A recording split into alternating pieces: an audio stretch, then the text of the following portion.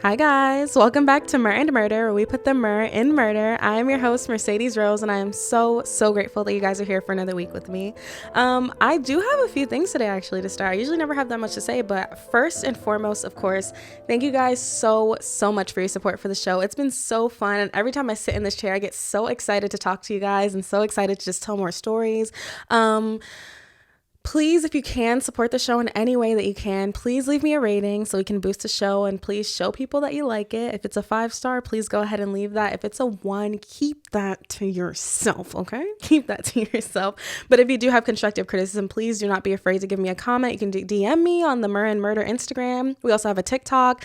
We have a YouTube channel. We have a Discord. Please, in any way, join our group, join our little family and community that we're trying to start here. Don't feel afraid at all to suggest stories, and that goes into my next point. If you are someone that has suggested a story or recommended one to me or asked me to cover anything, I am 100% getting to it. Like, that's my top priority. Anything that you guys request, I make that number one in the next story that I start to work on and research and write, and then everything else that I have planned out comes after.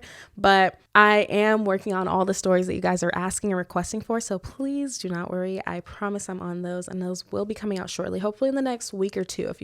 If you're someone that suggested a story, your story probably is next. If it's not the next episode after this, it's probably the one that's after this one.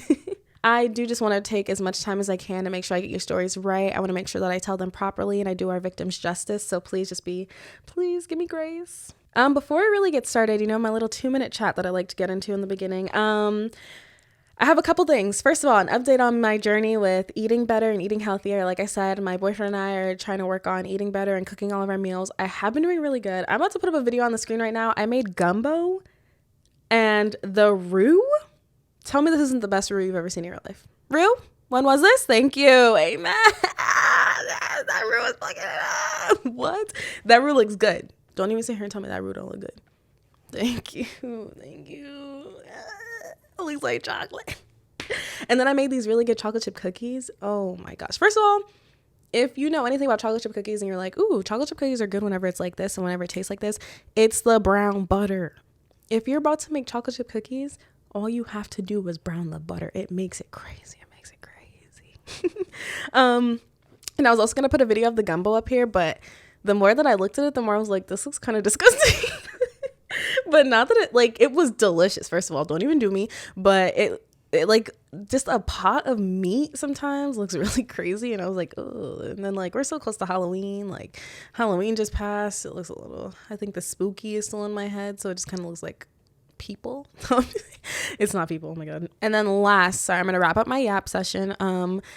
Today, while I was driving on the highway, there were 12 yellow trash bags just lined up. Not one, when you drive on the highway and then there's just random garbage on the road and you're like, oh my God, that might be a dead body.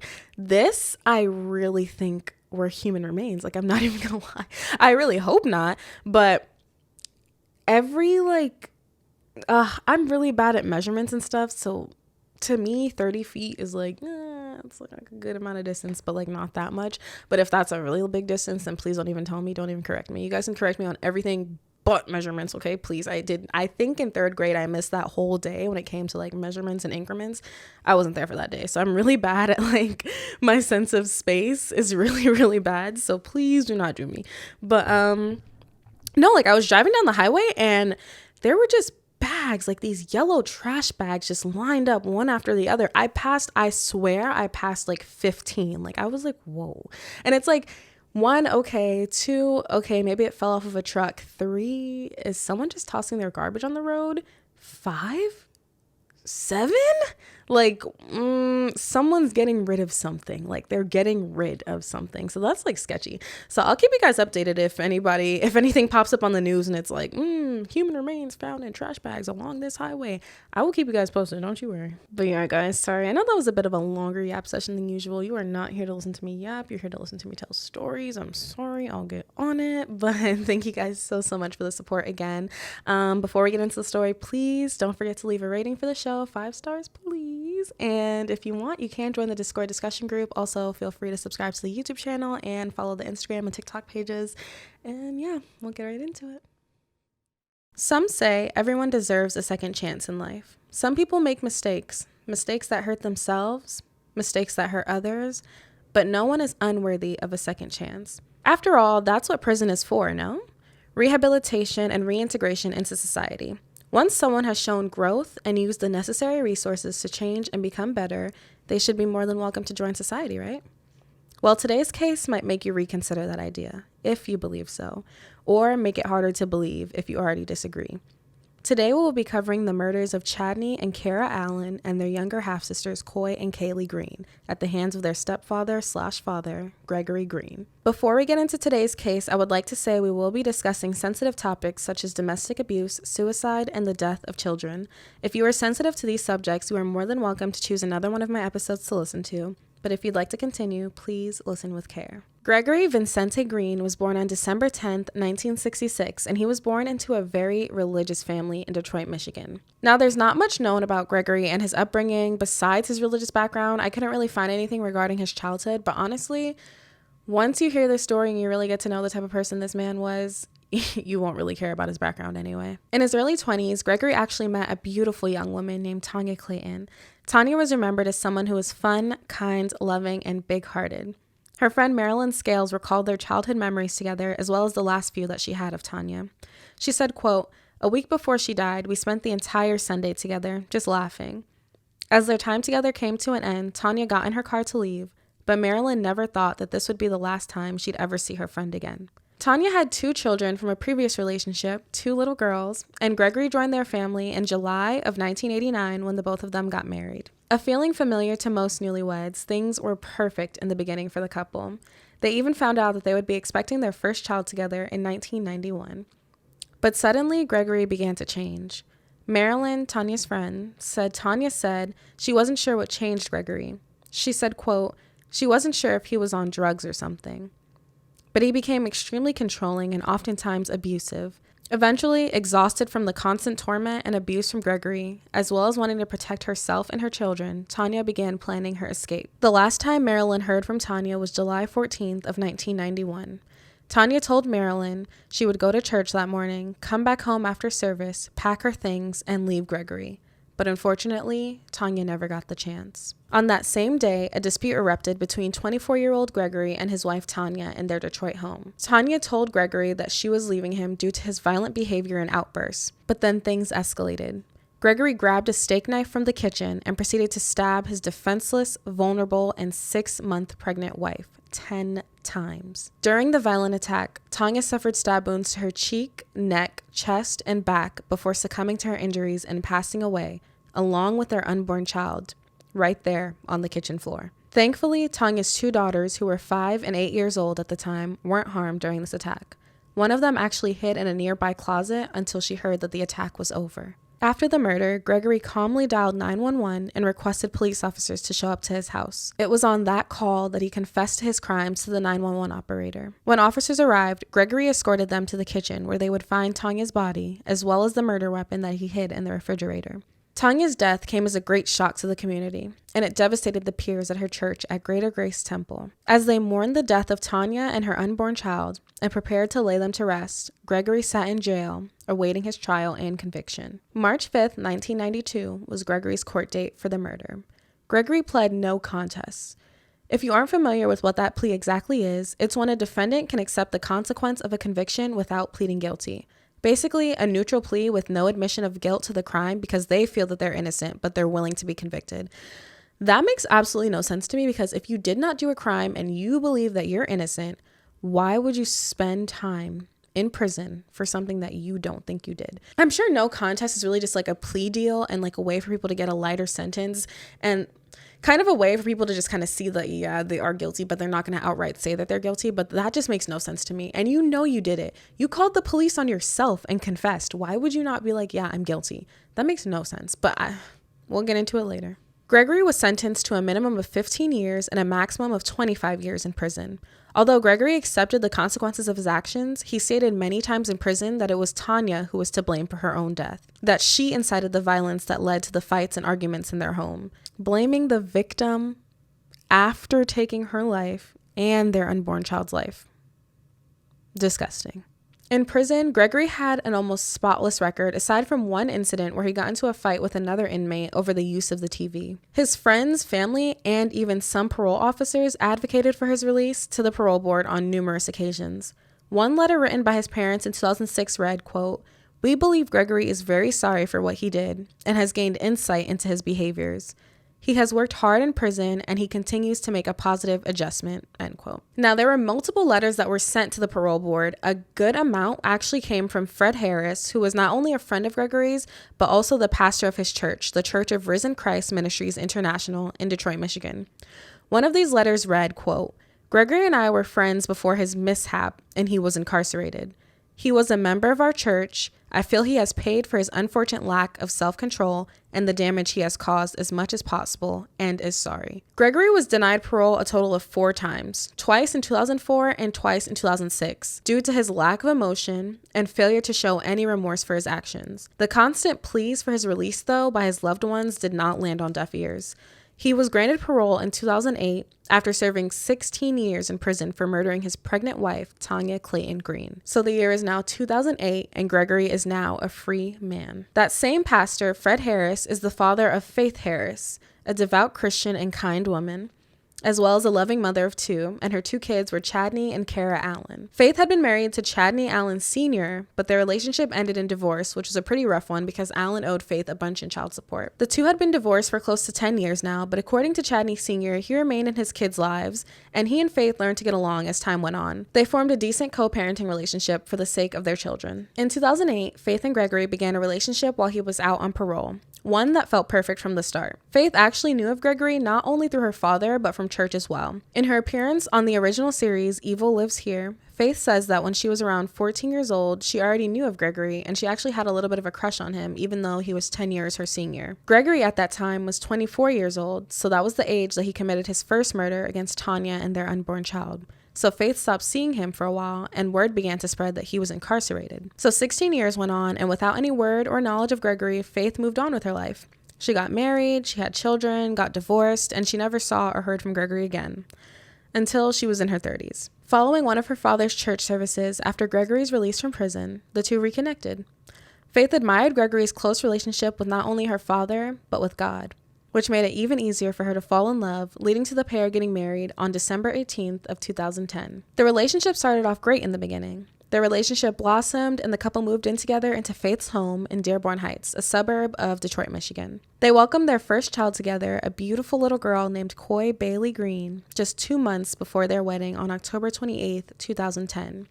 Not too soon after, their second daughter, Kaylee Olivia Green, was born on September 5th, 2012. This now completed their blended family of 6, eldest siblings Chadney and Kara Allen from Faith's previous relationship, their younger sisters Coy and Kaylee Green, and their mother and father/stepfather, Faith and Gregory Green. However, similar to Gregory's first marriage, the facade of being a good husband began to fade, and good times became distant memories in just a few months. So you're probably wondering if Faith knew of Gregory's past, his violent nature, or why he even went to prison for 16 years. Well, Faith said she was always curious about what exactly happened to his previous wife, but she was unsure of how to go about asking him exactly what happened. One day, she built up the courage to ask, and he told her the 2 were fighting. Tanya kept pushing and hitting him, so he pushed her back in self-defense, causing her to fall and hit her head, which we know is far from the truth. However, Faith could tell that Gregory became agitated while telling the story and that he did not like talking about the subject, so she accepted the story and decided to just move past it. In 2013, this is when Gregory's behavior became mentally and emotionally abusive towards Faith. He would often have sudden changes in his mood, and there were incidents where Gregory threatened Faith. One time, he told her, quote, things would get ugly if she didn't leave the home during a dispute. He would jump at her as if he was going to attack her. He would kick and punch things, and one time he even kicked a couch while their freshly born baby Coy, slept on it. Faith tried to file a protection order against Gregory after one of these incidents, but the order was denied without a hearing due to insufficient allegations. And Faith failed to report the abuse to police because she feared that if she left the home, she would not be able to get back in. But she did plan to file a formal report after work the following day in order to not raise any suspicions. Another incident occurred while Faith was away at work. Gregory turned the gas stove on in the house and blew out the flame so that the house would fill up with carbon monoxide. When Faith returned home from work, she could smell the gas even from outside the home, so when she got inside, she confronted Gregory about it. Gregory brushed her off, accusing one of the younger children of turning it on. But she wasn't satisfied with that answer. She pressed the issue further and further, and that's when Gregory revealed to Faith that he turned the gas on in an attempt to take his own life. Without any further explanation, Gregory just exited the conversation, leaving Faith feeling like there was, quote, something seriously wrong with him. Faith said in her interview that now she believes that that was his first attempt at taking the lives of their family. A few months later, in January of 2014, Faith filed for divorce. But that was dismissed due to lack of action, which I can only assume was due to fear of what would happen if she left Gregory. Gregory's behavior did not only concern Faith, but her children as well. Kara, Faith's eldest daughter, wrote in her diary, quote, I don't like Greg. Mom is obsessed with him. Something doesn't seem right about Greg. Kara even made her dislike known to her mother, later stating in her diary that she would express her concerns and ill feelings towards her stepfather. But her mom would just always ask her the same thing. Why? And every time she told her why, her mom would run and tell Greg right after. She, quote, felt that every time Greg was around, Mom changed. Now, I try my best not to victim blame or highlight where they went wrong in any of these situations because obviously hindsight is 20/20. And then on top of it, situations like these are really hard to navigate because dealing with a blended family is really hard. There's going to be so many times where you feel like you have to choose one or the other, or sometimes things are just not. It's just hard. It's hard. And I do know personally, blended families are very difficult to navigate. Sometimes things can be easy. Sometimes they can't. It's just always something, I think, especially when you're dealing with somebody that is narcissistic or has emotional or mental abusive behaviors. It is very, very hard. But I will say that there were a lot of red flags that backed up Kara's concerns. Like, I feel terrible for the way that things panned out because Kara did exactly what every parent tells their kids to do. If something's bothering you, or if someone is bothering you, you come and you communicate that and you tell them. And that's what Kara did. She told her mom that she didn't have a good feeling about Gregory. She told her mom she was uncomfortable. And I just feel really bad for the way that things happened because not only did she go and trust her mom with the things she was telling her, but you turned around and went and told your husband, like someone that she's already uncomfortable with, someone that you know has a bad temper and volatile behavior, like you went and told them. So that obviously isn't the smartest choice in my opinion. And I just, again, I don't want to highlight, oh, Faith, you did this wrong. This is how you made a mistake. And this is what could have saved your kid. Like, that's not the case at all.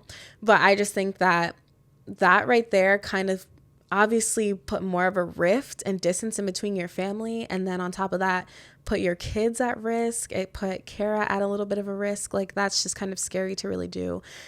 And I just think I should acknowledge Kara as a victim. I think we should acknowledge the fact that she really did try her best. She did what she was told to do, I'm sure. She did what she knew to do, which was trust her mom and tell her mom her feelings. And unfortunately, things did not go how she probably would have hoped they did. Eventually, Gregory began wanting Faith's two older children out of the picture. He would say things like, what if it was just the four of us, when the couple and their two daughters would hang out? Faith would obviously get offended by this, saying that there were 6 of them and that there would always be. Gregory was obviously displeased with this response and he would just brush off the conversation. There was now an obvious divide in the family, and that put a further strain on the couple's relationship. In 2016, the torment, emotional, and mental abuse brought Faith to her breaking point once again. In August, she told Gregory that she wanted a divorce, and this time she wasn't going to let him stop her. Faith filed for divorce, stating that there was a breakdown in the marriage relationship. Unfortunately, just a few weeks following that, things would take a turn for the absolute worst, when now 49-year-old Gregory would retaliate for the last time. This is where we will be getting into the details of the deaths of Chadney, Kara, Coy, and Kaylee. If you prefer not to hear the gruesome details, please skip to the time code on the screen. And if you're solely listening, you can find the time code in the description of where to skip to in the episode. Everyone else who's sticking around, please listen with care. On the night of September 21st, 2016, Gregory Green awoke his wife Faith out of her sleep. Faith is now about 39 years old at the time of the story. Gregory forced Faith downstairs to the kitchen where her now 19-year-old son Chadney stood. Gregory pulled out a bag of zip ties and a gun. He forced Chadney at gunpoint to tie his mother up with her hands behind her back, and then Gregory proceeded to tie him up in the same way. Kara, who was now 17, came downstairs wondering what the commotion was and was met with the frightening scene of her mother and older brother tied up and sitting in their living room couch. Gregory went over and zip-tied Kara's hands behind her back as well, placing her on the couch next to them. At this moment, Faith did not believe that their lives were in any immediate danger. She thought Gregory was just subduing the 3 so that he could take their youngest daughters, Coy and Kaylee, and leave. Suddenly, Gregory duct taped their mouths and ordered the three to the basement. When they got down there, he made them lay on the ground, he duct taped their wrists and ankles, and he went back upstairs to the garage.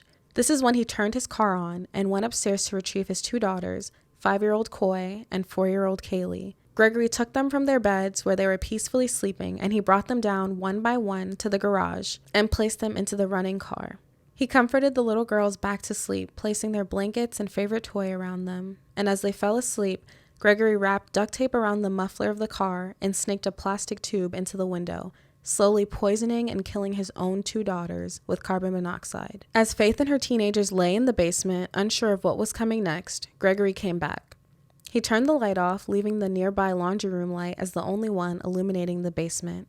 Gregory picks Faith up off the ground and moved her to a couch to sit on and tells her that he doesn't want his daughters to be raised by her family and doesn't want them to be influenced by Kara. He goes on to say he will make Faith, quote, suffer for what she did to him and his girls. Gregory then asks Faith if she wants to see them, and Faith shakes her head yes, but Gregory doesn't go and get the girls. Instead, he walks over to Kara and shoots her twice in the back. Faith screamed, helpless and traumatized, witnessing her daughter cough up blood and take her last few breaths. Before she could even process the situation, Gregory pointed his gun at Chadney and shot him multiple times in the back as well. Faith can recall hearing Chadney yell out, "Ow," before rolling over in pain and never moving again. As if Faith weren't already in agonizing pain after witnessing the brutal murders of her two firstborn children, Gregory looks over at her, points the gun at her, and shoots at her twice. He struck her once in the foot. He then walked over to her, pulled out a box cutter knife, and slashed both sides of her face from her ear to her chin. Seemingly satisfied with his work, Gregory left the basement, and he left Chadney, Kara, and Faith to die. After the murders and physical assault, Gregory dialed 911 at 1:15 a.m. and said, quote, "I killed some people in my family. I shot Kara and Chadney, my two stepkids. They're both dead." Disgustingly enough, he goes on to blame his wife, Faith, for his actions, saying, quote, "And my wife? It was thanks to her I did what I did. She's a piece of work." After his confession to the 911 operator, he went back in to check and see if Coy and Kaylee were deceased. Unfortunately, they were. Gregory carried their lifeless bodies back up to their bedrooms and laid them in their beds as if they were still asleep. Parallel to his first murders back in 1991, Gregory called the police to his Dearborn Heights home. He admitted to his crimes that he committed against his family for a second time, and then he walked outside to his front porch and stayed there, awaiting police arrival and his impending arrest. When officers arrived at the scene, they quickly arrested Gregory and took him into custody as investigators entered the house, unsure of the horrific scene that they were about to witness. Investigators found Coy and Kaylee deceased in their beds. Shortly after announcing their presence in the home, Faith yelled from the basement that she was down there and she was alive. When investigators reached the basement, they discovered Chadney and Kara deceased from obvious gunshot wounds, and not far from their bodies laid Faith. Although she was in critical condition, she was stable enough to be taken to Oakwood Hospital and treated for her injuries. It was also there in that hospital where it was later revealed to her that her daughters Coy and Kaylee were also murdered by Gregory, as well as the truth about Gregory's first murders committed against his first wife Tanya and their unborn baby. Throughout Gregory's interrogation, detectives are trying to figure out what could have caused him to commit such a heinous crime against his own family. Gregory, like most criminals, made everything about himself and pushed the blame onto his wife, Faith. He went on and on about his anger and hatred towards Faith and how she was to blame for, quote, what happened because she pushed him all the time.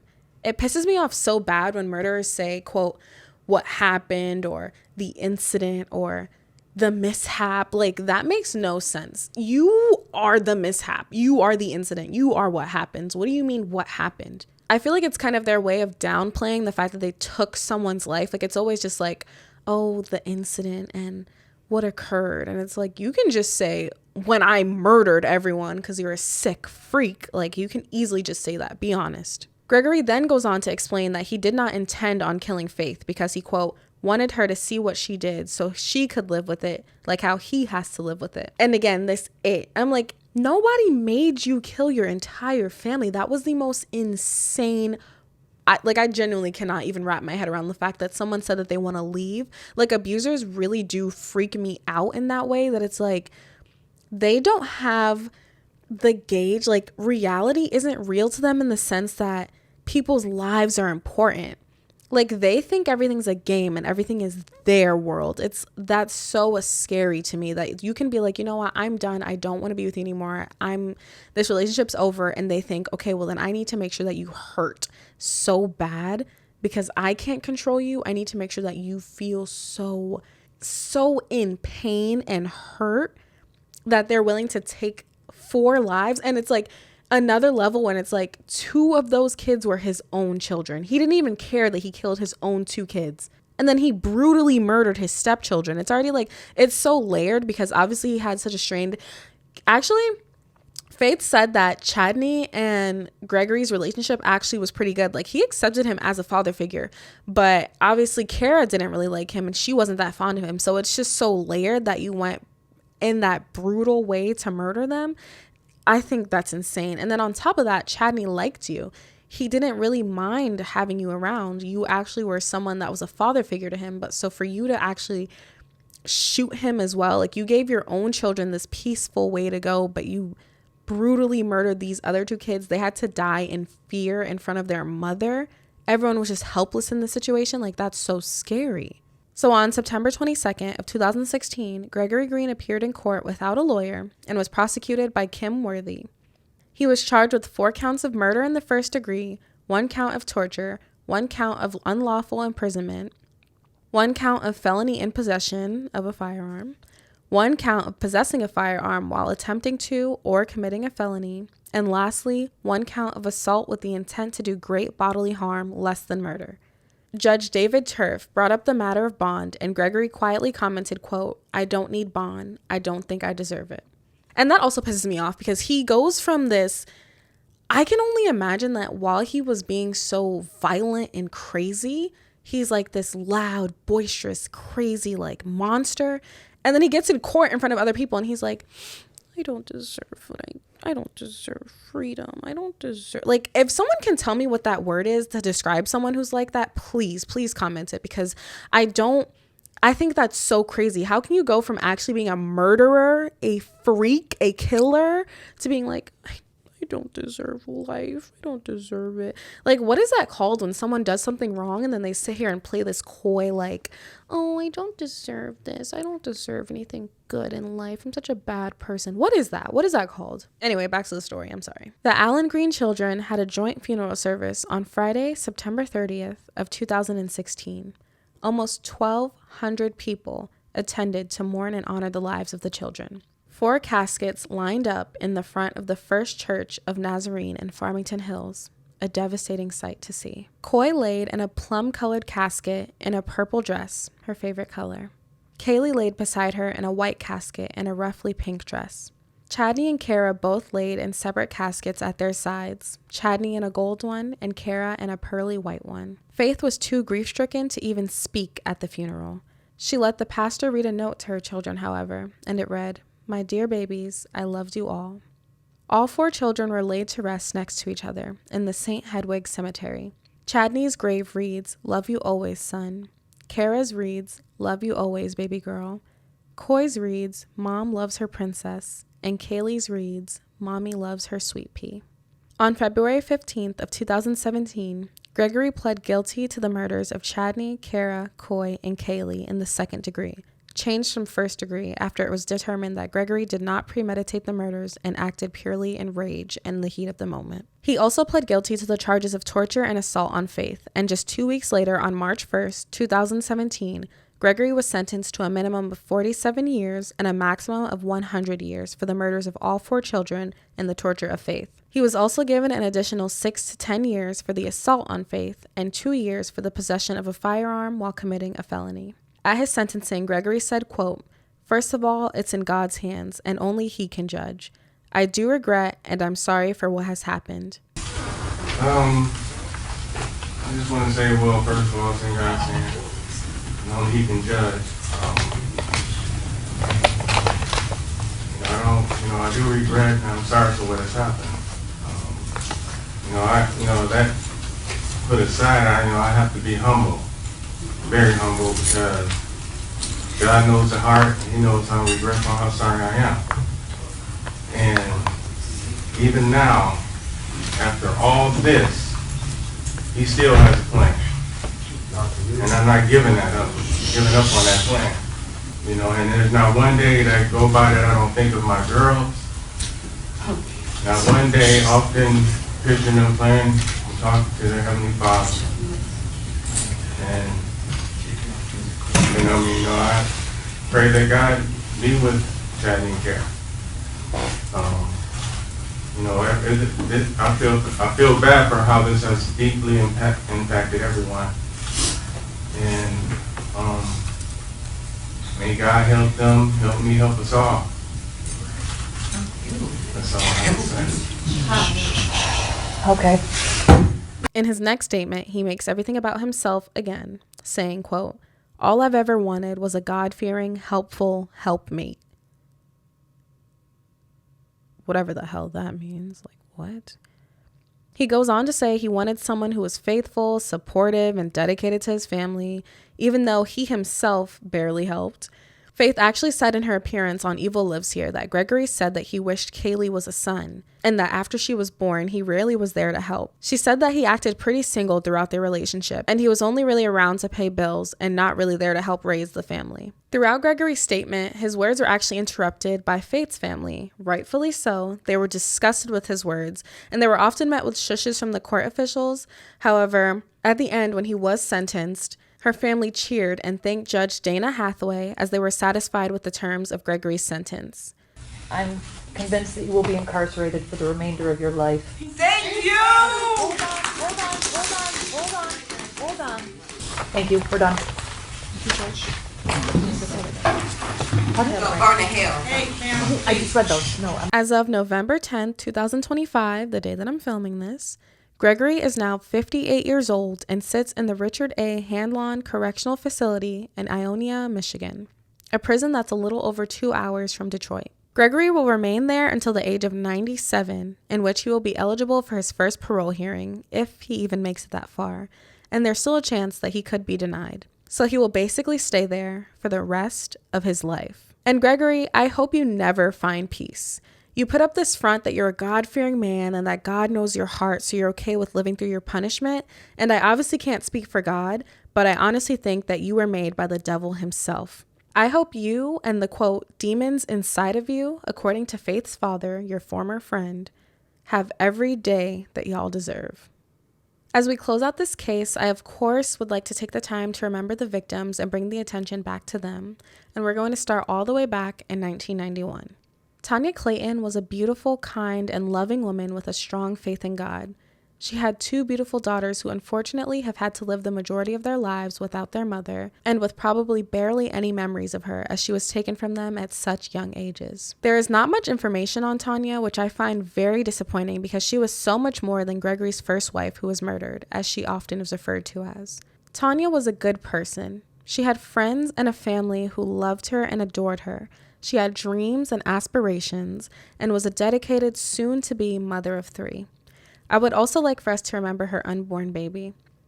I'm so sorry that that baby did not get the chance to live any sort of life in the outside world, but I do hope that they are both at peace and maybe in another life they get a chance at a fulfilling and beautiful life, and hopefully one together. And if anyone does have more information on Tanya Clayton or anything that they could share possibly about her, I know sometimes these reach people in the little communities, and sometimes people hear the story and they're like, oh, that was my great aunt, that was my cousin. Like, if anybody out there has more information on Tanya Clayton, please feel free to share it. Please let it be known. Please keep her memory alive. You are more than welcome to share everything. Chadney Vincent Allen Jr., also known as CJ, was a kind, respectful, shy, and loving, handsome young man who had a bright future ahead of him. Chadney had dreams of becoming a movie producer after graduating with a degree in digital media arts from Specs Howard, which is now known as Specs at LTU, Lawrence Technological University. He was extremely talented and often showcased his talent through his drawing and videos. He attended Southfield High School in Southfield, Michigan,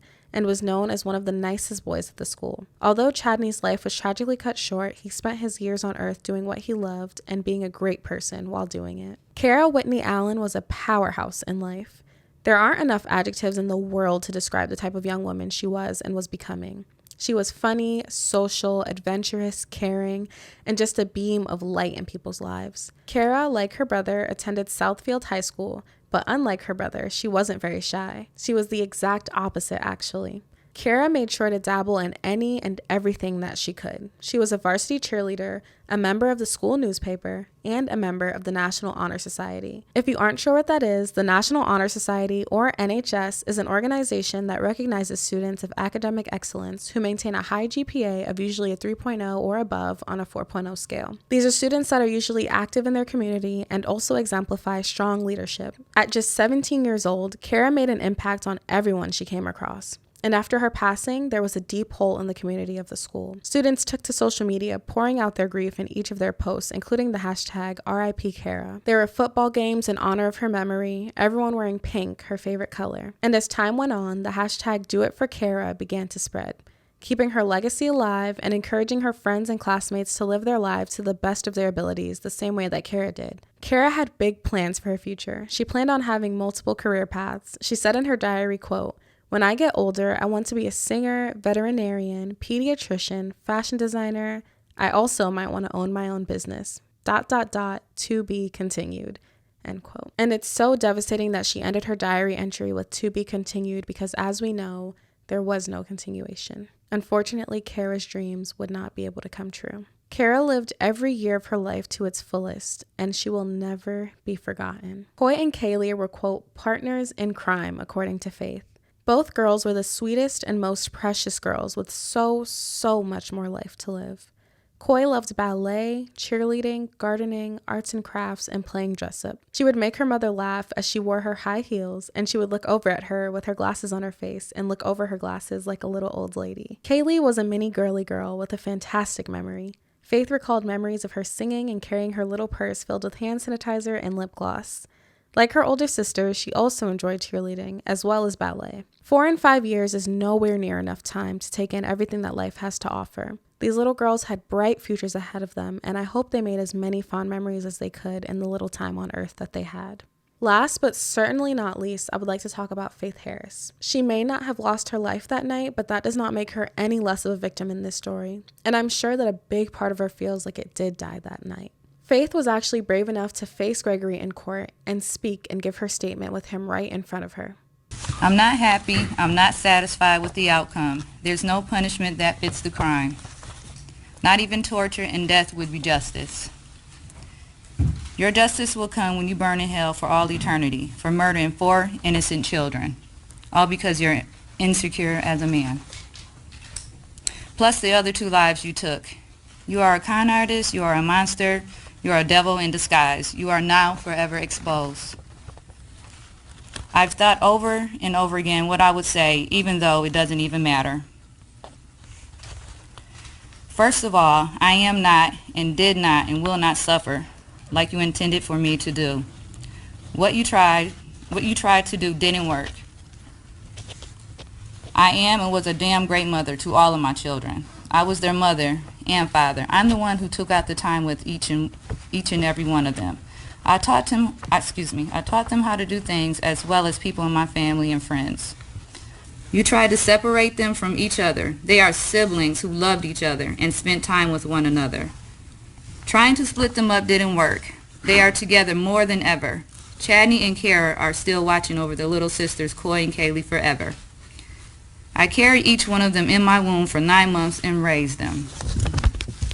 Nothing or no one, sure as hell not you, can break me or break my bond with them. But while I stand up here trembling with fear, I put on my bravest face to be in the same room with the man who murdered all 4 of my children. 2 of them violently in front of me with the gun, Chadney and Kara. And he killed my other 2 babies, Coy and Kaylee, with a hose that ran from the tailpipe of his car to where they were innocently sleeping. As if that wasn't enough, let me tell you about some of the devastation that it has actually done to me and my family. My short-term memory is gone. Doctors tell me it's my brain protecting me from the memories of my children being shot in their heads right in front of me, while I was gagged, duct-taped, and zip-tied. Every time I find strength to get out of bed, as soon as I walk, I'm in extreme pain, sharp pain, from where he shot me in my foot. They don't know if I'll ever walk again without pain. Think about that for a second. Never being able to again to walk without pain. My doctors say I have post-traumatic stress disorder. That's where the migraines and nightmares come from. Sometimes I dream of the night all this happened and wake up screaming and sweating, thinking that I can save my children somehow. Then I realize that the nightmare is actually reality and my children are really gone, and I try to find the strength to start my day somehow. All I ever wanted to be was a mother, a wife, have a happy family, raise my children to be productive members of society, and be happy. The reality I face now is this will never happen for me. Time will never heal this wound. I will always be empty. A part of me will always be missing. If the day ever comes when I do wake up and it's not the first thing that I think about, when I look in the mirror, I will always be reminded by the scars he put on my face, cutting me from my ears to my chin with a razor blade box cutter. The pain on the left side of my face never goes away. He cut me so deep that it severed multiple nerves that may never heal correctly. I lost so much blood. I was in critical condition for days. I should have died. Some days I wish I would have. He has scarred me for life. My whole family is devastated emotionally by what has happened. In closing, I understand the recommendation of the sentence, but I would like to recommend, as a victim myself and the mother of all 4 murdered children, life in prison without the chance of parole. Thank you. Faith Green. Anything more? Following the passing of her children, Faith has done a few interviews about her journey navigating her grief and how she plans on honoring her children. It wasn't an easy journey. In the beginning, she struggled with an addiction to alcohol and Xanax to dull her pain, but in 2019, she made the choice to live. She sought help from First Step, a nonprofit for domestic violence. Faith has stated that she was diagnosed with PTSD and short-term memory, which doctors say is her brain trying to protect her from remembering the moment when her children were murdered right in front of her. Faith has since gotten remarried and now goes by Faith Brown, but she has not had any more children because she actually underwent tubal litigation, or what we know as having your tubes tied, years ago, back when she was still with Gregory. She also wrote a book titled The Monster Who Killed His Family Twice, The Faith Green Story, which is available on Amazon. Faith lives every day trying to honor her children in some way and advocate for women who may be in a situation similar to hers. Faith's message to other women is, quote, leave, but have a plan. She says if she could have done it all over again, she would have left with her kids first, then had Gregory served. Throughout my research, I saw a lot of blame passed onto Faith for a multitude of reasons, but I think we need to keep in mind that she is human. Life is so complicated, and not everyone knows the same things or has had or heard of the same experiences to learn from. Faith didn't even know at the time that the most dangerous thing to do when leaving an abuser was to tell them that you're leaving. People were also so upset that she appeared calm and showed little emotion in the interviews and shows that she was in. Again, we are in no place to tell anyone how to grieve or what that should look like. What I saw personally was a shell of a woman. I saw a woman who was in pain and in sort of limbo and just numb. For the years of photos and pictures and videos that I saw of her, she looked like she was barely there. She never really showed any emotion, never smiled, never... Her eyes were just dulled. She didn't have light in her eyes for years. There is no way that she didn't feel the grief and loss and pain of losing her children. So as you guys hear this story, I want you guys to please be mindful of your opinions because this is Faith's reality. At the end of the day, everything that happened. She can't go back. There's nothing she can change now. Nothing can be done differently. This is what she has to live with every day. So please just be mindful and respectful with your comments and opinions on the case. Faith didn't know the full story of Gregory's past, and he also never physically abused her, so honestly, how was she supposed to know that things would have gotten this far? How would she have known that he would have taken things to this point? Like, how do you go from emotional and mental abuse to murdering 4 children? And she also didn't know that he murdered 2 of his wife and unborn child. She thought it was an act of self-defense. She just let that story go. Again, she also loved this man at one point in time. She believed it. Don't sit here and act like y'all haven't been in love with some man and let him sit there and lie to you in your face. Please don't sit here and act. Please don't sit here and act in my face right now. We have all been there. We can all understand what it's like to be seeing life through rose-tinted glasses, wanting things to be good, wanting things to be perfect, wanting to believe whatever it is that your partner tells you. Please just be mindful. Please be kind. The only one to blame here is the murderer. I wish nothing but healing and peace of mind to Faith Brown in every chapter of her life. She did not deserve an ounce of the pain that she was put through, and I hope she remembers more than anything how much her children truly loved her and that she really did do her best. I hope the victims who lost their lives didn't live their last moments in pain, although unfortunately, I'm sure some of them spent their last moments in fear at the hands of this monster. But I hope that the love and impact they had on the people who love them and continue to love them overshadows everything that they went through. Before we get into the next part of the show, I'm of course going to leave you guys with some resources. So if you or someone you know is being abused or you suspect is being abused, there are many resources to get help. So please use them. The domestic violence hotline is 800-799-7233, and you can also text BEGIN to 88788. Victim and survivor resources are also available at padv.org and wrcdv.org. Okay, guys, we're at the part of the show where we do our ratings for the police/investigators as well as the judge/jury. So we're going to start with the police/investigator rating, and I'm giving the police of Dearborn Heights PD a B. There wasn't really a lot of police involvement in this case, obviously, and it's not really anyone's fault. I would say if there were times where Faith ever called the police to the house and I could grade them on that, I would, but that didn't really happen. But y'all didn't really have to do nothing in this case. Y'all literally just showed up and arrested that man, and he called you guys to come and get him. And then what did kind of piss me off a little bit was that during the interrogation, they were just kind of like, Greg, man, this doesn't seem like you. What would possess someone to be like this? He was just kind of like, it was my wife. It's all her fault. And they were just like, Like, where's Elliot Stabler when you need him? There's a man that just killed 4 of his kids. And I feel like those detectives had kids. So why are y'all sitting there letting that man play in your face right now talking about something that was all my wife's fault? She just makes me crazy and I want her to suffer. I want her to suffer and live with the pain because I have to live with the pain. What the fuck are you talking about? Besides that, first responders always get an A+. They went in there, they tended to their victims. Unfortunately, they saw a very scary scene. I feel so terrible. Again, like I said in my last case, I cannot imagine having to go to work every single day knowing that you might possibly see at least 10 dead bodies. Like, that is crazy. But yeah, I just feel like this was average police work. Whatever, you get a B, be happy with it.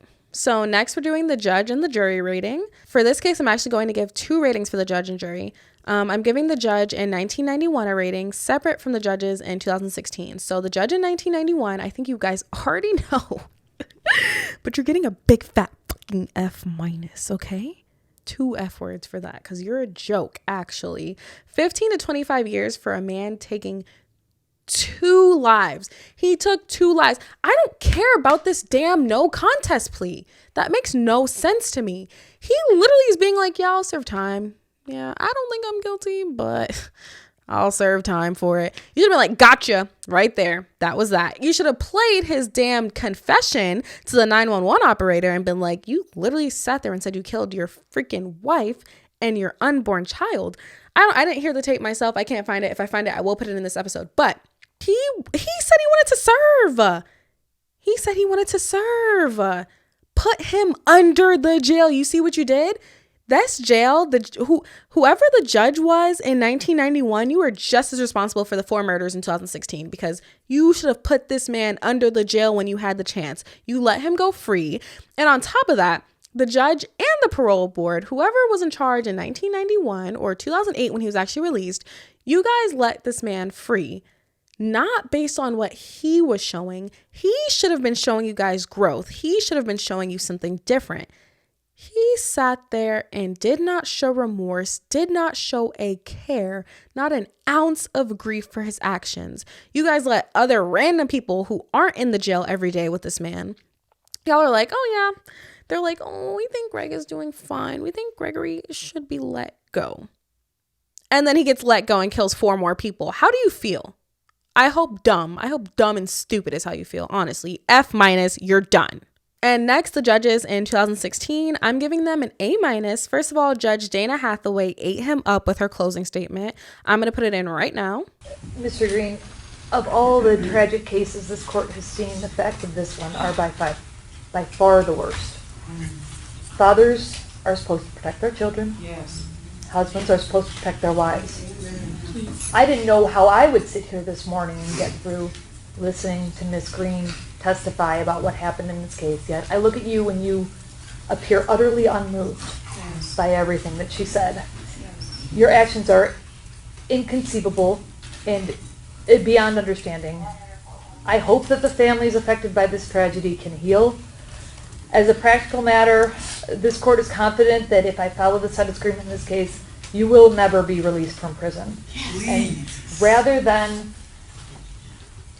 decide to, in the event I were to say, nope, this isn't enough, the family would be forced to take this to trial, and I don't want Ms. Green to ever have to endure what happened again. She already has to live with it every day. So for that reason, I'm going to follow the sentence agreement. I'm convinced that you will be incarcerated for the remainder of your life. She's getting all the snaps for that closing statement because that's honestly how it is. He had no remorse for his actions. She's sitting there listening to the gruesome details of 4 of these children being murdered by this man, and he's standing there stone-faced like a dickhead. He's standing there literally looking dumb. Dumb as right there. Literally just looking dumb, sitting in her face. No remorse. Talking about God. Oh, I just think God knows my heart. No, what? Who? Oh my God. This case literally just makes me so angry. But she ate him up. I was like, exactly. A+ right there for you, girl. But they got an A- because of that other judge who denied the protective order that Faith tried to get. I feel like if I can recall in the past 22 years of me living life, there is a saying that goes better safe than sorry. But it seems that it's never really better safe than sorry when it comes to a woman being in fear for her life. When it comes to a woman being abused, being sexually assaulted, being in fear for her life, we'd rather just be like, let's wait for something really horrible to happen before we try to get you any actual help. What's up with that? And it's judges like you. It's because of judges like you that women are afraid to speak up. They're afraid to do anything. They're afraid to file any order. Because what's the point? Wouldn't you rather be like, yeah, let me get this protective order in place? It should only be up to a victim to say whether or not their fears are substantiated or not. It is in no one else's right. That judge got to go home, lay in their bed peacefully, while this mom and her 4 children are being tormented by this monster and eventually murdered and then assaulted. So you deserve the minus. I don't know who the judge was, but I'm sure it was a man because a man ruins everything. A man finds a way to ruin everything. We're used to this. And I will acknowledge the fact that, yes, protective orders in some cases, especially in cases where you have to deal with monsters like Gregory, honestly, they are just pieces of paper, so he probably would have found some way to still torment Faith and her children. But honestly, they probably would have been a lot safer with that protective order in case. And then he probably also would have gotten more time because they would have seen that there was a protective order put in place and that he still violated it by still trying to do something and cause harm to those kids. So he probably would have been able to really get put under the jail. But unfortunately, we will never know what the difference that the protective order could have made because the worst possible outcome happened anyway, thanks to Gregory, a man, and the judge who denied the protective order, who possibly was a man as well. So if there's a moral of the story, it is to never talk to a man ever in your life, because only bad things can happen. I'm just kidding. That's not true. Sometimes there's good men out there. Don't live life in fear, guys. I know sometimes it's really hard to hear these stories and be like, why would I ever want to get married? Like, if this is what could happen, especially what we've been seeing recently, men just seem to not know what a divorce is. It's either kill you and your whole family or we live happily ever after. What's up with that? We're going to get into one of those cases like that, but do not live in fear, guys. There are good people out there in the world, but these are all just cautionary tales and stories that we need to learn from and grow from and support our victims from. So with that, this has been the story of the Allen Green children. And our sources for this week have been All Things Interesting, AP News, CBS News, clickondetroit.com, Detroit Free Press, DetroitNews.com, Evil Lives Here, Season 12, Episode 4, findagrave.com, mdoc.web, and thewashingtonpost.com. And that is our episode for the week. I am so sorry that it was such a heavy and sad one. I really do hate the story. I actually found it in the comments of a TikTok. It was one of those ones where it was like, what was the incident that happened at your school? And someone commented, Kara Allen and her siblings. And I was like, what are they talking about? Then I ended up on this huge rabbit hole about Gregory Green and his sick, twisted, disgusting, vile ways. And the fact that he was let out and then went on to commit murders. And honestly, the more that I've been doing researches on all of the cases that I'm going to be covering throughout the show, there's so many instances where someone is in prison for a violent act and then they get released and they do something 100 times worse. Moral of the story, honestly, the real moral of the story today is to put these men under the jail. Put them under the fucking jail, okay? Immediately. Done. Canceled. End them. No more being released. Honestly, we should just put men in jail and then have them fight their way out. That's what we should do. If you commit a violent act and a violent crime, I think we really need to use our critical thinking skills and open our minds, open our brains, and think about the type of person that we're trying to let back into society, because that's insane. The amount of cases that I've seen where someone has killed, murdered, raped, and then they go back into society and do it 100 times worse. Like, we need to do better. Our judicial system needs to do better. Our justice system needs to do better. We need to protect our women and children. That's all I have to say. That's all I have to say to you guys. That's all I have to say. Oh my gosh. And yeah. Hey, I love you guys so much. Thank you so much for supporting the show. Make sure that you follow the show on Instagram and TikTok. Make sure you subscribe, like, comment on the YouTube channel. Make sure that you join the Discord discussion group. We're going to talk about this week's case as well as other things that's happening in true crime today. On there, I will also update about that whole garbage bag situation if anything comes from that. And I think that's it, right? Oh, please do not forget to leave the show a rating. 5 stars, please. 5 stars if you like me 5 times. If it's a 1 star, keep that ish to yourself. But if you guys are enjoying the show, that would help a lot for you guys to leave a rating. And go ahead and leave me some constructive criticism as well. If you want anything to change about the pod, anything that can make it better, go ahead and put that in the comments as well. I'm open to everything, just as long as you're interacting and supporting. But thank you guys so much for being here this week. And I hope to see you next Wednesday as we put some more Mer in Murder. I love you guys. Bye. Take care of yourself.